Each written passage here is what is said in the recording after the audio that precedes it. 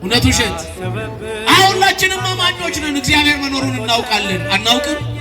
እግዚአብሔር አለ፣ ይመግበናል፣ ያኖረናል፣ ጎደሏችንን ይሞላል፣ ጥያቄያችንን ይመልሳል። የዕለት ከዕለት ጉዳዮቻችን ሁሉ በእግዚአብሔር ይፈታሉ። እምነቱ አለን፣ ምግባር ግን ጎሎናል። ስለዚህ ክርስቲያኖች እንተ ትሁ ፍሬሃ በጊዜሃ በጊዜዋ ፍሬዋን እንደምትሰጥ ብቻ አይደለም ወቆጽላኔ እይትነገፍ ቅጠሎቿ እንደማይረግፉ በወንዝ ዳር እንደተተከለ ቡቃያ እንድትሆኑ እግዚአብሔር ይፈልጋል። በወንዝ ዳር የተተከልን፣ በመቅደሱ ዳር የተተከልን፣ ከክርስቶስ እግር ስር የተተከልን እውነተኛ ዛፎች ሆነን ባለፍሬና ባለቅጠል ሆነን ቅጠሎቻችን እንዳይረግፉ፣ ምግባሮቻችን እንዳይጠፉ፣ ሃይማኖት ፍሬያችን ከውስጣችን እንዳይወጣ እግዚአብሔር በቸርነቱ ይርዳን። አመስግኑት እግዚአብሔርን። ለዚህ ነው ክርስቲያኖች አስተውሉ። እግዚአብሔር እንዲህ ይላል። በተለይ በዚህ በማቴዎስ ወንጌል በምዕራፍ 13 ቁጥር 38 ላይ መልካም ዘር የመንግስተ ሰማያት ምሳሌ ነው ይላል። መልካም ዘር የምን ምሳሌ ነው? የመንግስተ ሰማያት ምሳሌ ነው። ባለፍሬዎች እንድንሆን እኮ ነው ክርስቲያን። ባለፍሬዎች ወደዚያ መንግስት ለመግባት ሰው ባለፍሬ መሆን አለበት። እግዚአብሔር ወደ አዘጋጀው መንግስት ለመግባት ባለምን መሆን አለበት? ንገሩኝ። ባለፍሬ መሆን ፍሬ ሊኖረን ይገባል። ያ ፍሬ ሲኖረን እግዚአብሔር በየዕለቱ ይባርከናል። ለዚህ ነው ቅዱስ መጽሐፍ እንዲህ አለ። በተለይ ቁጥር 43 ላይ ጻድቃን በአባታቸው በእግዚአብሔር መንግስት አለ። በማን መንግስት? ስለዚህ ለጻድቃን የተዘጋጀ መንግስት አለ፣ ለእኛም የተዘጋጀ መንግስት አለ። በጣም የሚገርመው በዚያ መንግስት ደግሞ ጻድቃን እንደ ፀሐይ ያበራሉ አለ። እንደምን ያበራሉ? ክርስቲያኖች አስተውሉ። እንደ ፀሐይ ያበራሉ አለ። በጣም ደስ የሚለኝ አንድ ጥቅስ አለ እዚህ መዝሙረ ዳዊት መዝሙር 33 ላይ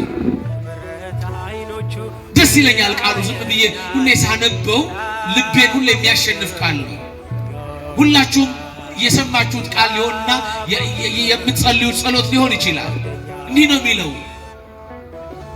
ተፈስሑ ጻድቃን በእግዚአብሔር ይላል። ጻድቃን በእግዚአብሔር ደስ ይላቸዋል ይልና ይመጣና እንዲህ ብሎ ይገልጠዋል ቅዱስ ዳዊት። በጣም ነው ደስ የሚለኝ። አዕይንቲሁ ለእግዚአብሔር ሀበ ጻድቃኑ ወእዝኑሂ ሀበ ስእለቶሙ ይላል።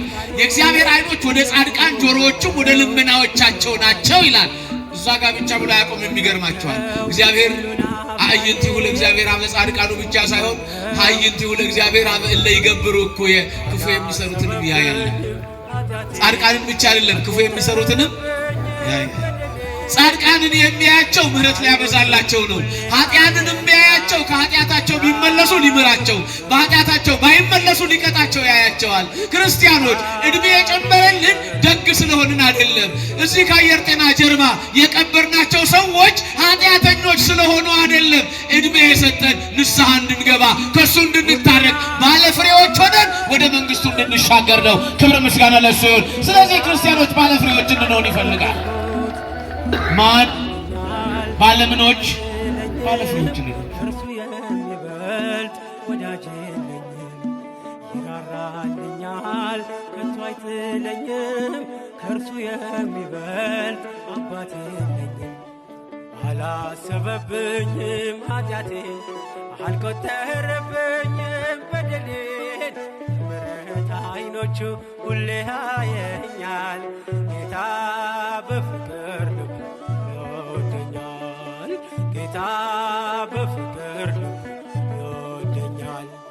አላሰበብኝም ኃጢአቴን፣ አልቆጠረብኝም በደሌን። ምሕረት አይኖቹ ሁሌ ያየኛል። ጌታ በፍቅር ልቡ ይወደኛል። ጌታ